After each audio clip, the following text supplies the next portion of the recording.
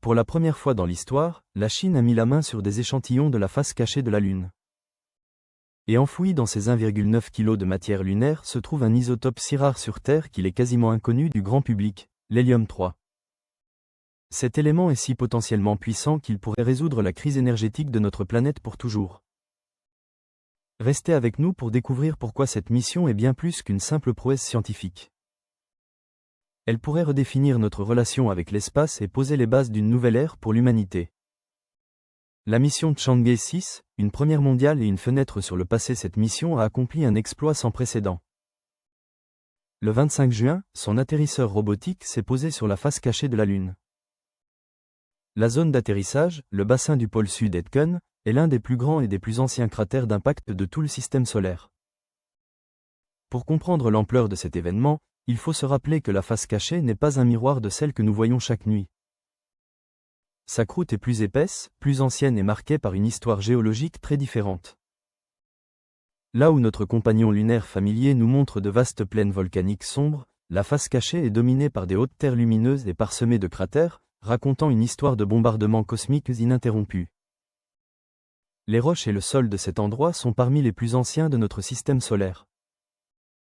En collectant ces échantillons, la Chine a ouvert une fenêtre sur le passé, nous permettant d'étudier des matériaux qui pourraient réécrire notre compréhension de la formation de la Lune et même de la Terre primitive.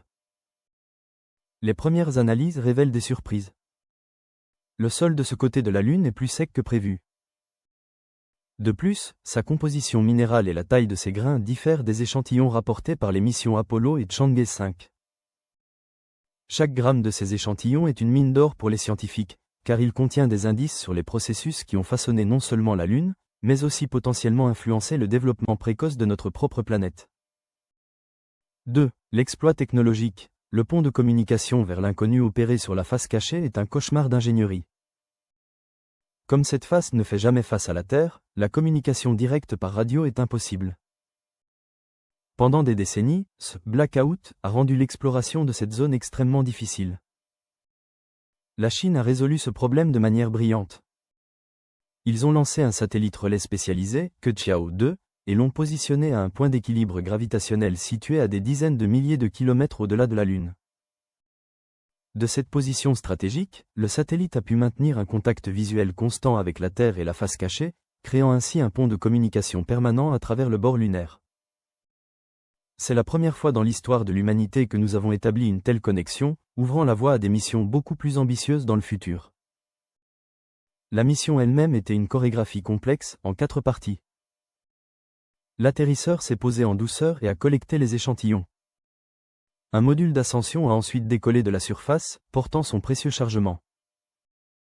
En orbite, il a effectué un rendez-vous avec un autre module, et a transféré les échantillons avant que ces derniers ne soient placés dans une capsule de retour pour le voyage vers la Terre. Chaque étape a été une prouesse d'exécution, prouvant la maîtrise technologique de la Chine dans les opérations robotisées dans l'espace lointain. L'hélium-3 alors, un espoir énergétique ou mirage lointain? C'est là que l'histoire prend une tournure potentiellement révolutionnaire.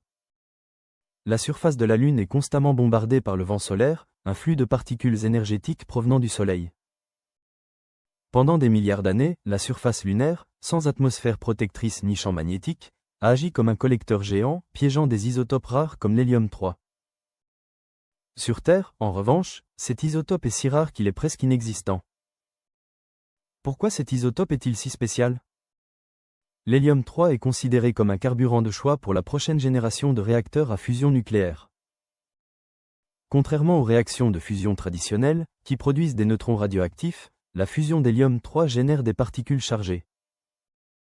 Cela pourrait rendre la production d'énergie beaucoup plus propre, plus sûre et potentiellement plus efficace. Les chiffres semblent tout droit sortis de la science-fiction. Certaines estimations suggèrent que seulement 100 tonnes d'hélium-3 pourraient satisfaire les besoins énergétiques de la Terre pendant une année entière. En théorie, une masse de cette taille pourrait tenir dans l'équivalent d'une fusée Falcon Heavy. C'est ce potentiel quasi illimité qui alimente les rêves des scientifiques et des entrepreneurs. Cependant, il est crucial de garder les pieds sur terre. L'hélium-3 est un espoir, pas une solution miracle immédiate. Les obstacles sont gigantesques. Le défi technologique, nous n'avons pas encore de réacteur à fusion nucléaire commercialement viable, même en utilisant des carburants plus faciles à exploiter. Un réacteur à hélium 3, qui nécessite des températures et des pressions encore plus extrêmes, serait un saut technologique encore plus grand.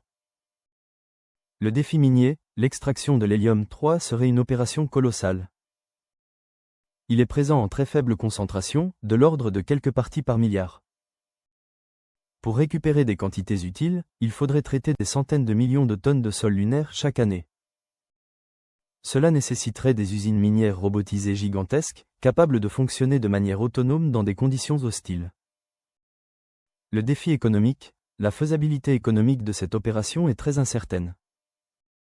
Le coût de la construction des infrastructures sur la Lune, de l'extraction, du traitement à haute température et du transport du matériel vers la Terre serait tout simplement astronomique.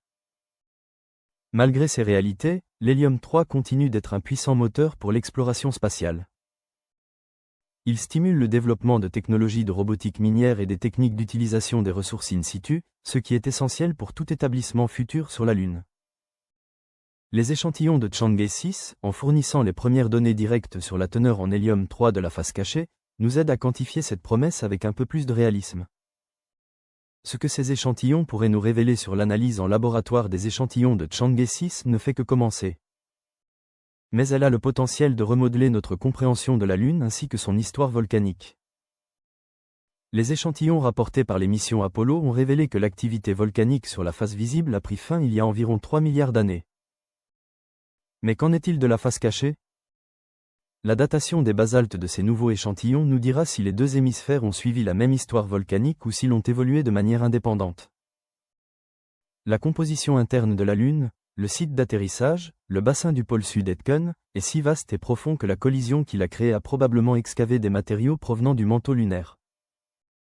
Ces échantillons pourraient donc nous donner un aperçu direct de la composition de l'intérieur de la Lune, sans avoir à y forer.